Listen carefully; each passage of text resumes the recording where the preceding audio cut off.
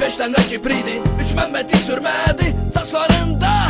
Elə bilim açokadı, qıpqırmızıdı, İranız ki xınadı. Dişlerin otuzu qızıldandı, bir çıxardı baçarsan zərgərli dükkanı. Burnun əsil Kafkaz burnu, heç bir əməliyyat düzəldə bilməz onu. Dırnaq qaldı qara həmişə ayaqlarında və əllərində. Bu əzabı mən çoxdan daşıyırdım, ümidimi itirmirdim, məhəbbət yaşadırdım. Bad motherfucker məhəbbət, bad motherfucker məhəbbət, bad motherfucker, bad motherfucker.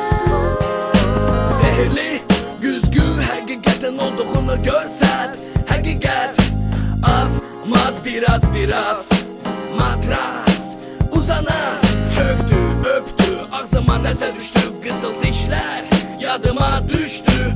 Öp məni, sev məni, qucaqla, bıraxma, danışma, dözmək olmur iynə.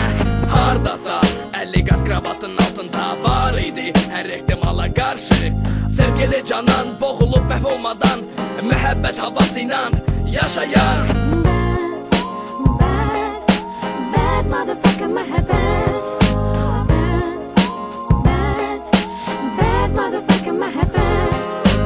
Nə olar ki, tüklüsən, nə olar ki, burnun Kafkaski, nə olar ki, adın Laka motherfucker, Bad motherfucker, Laka motherfucker. Qışqıracam karlar səsimi eşidənə qədər, dağıdacam bu dünya yenidən qurulana qədər.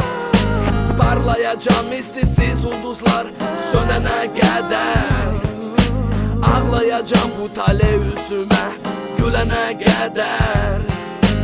Ağlaya, ağlaya, sızlaya, sızlaya, sinəmdə bir sevgi saxlayacam ölənə qədər.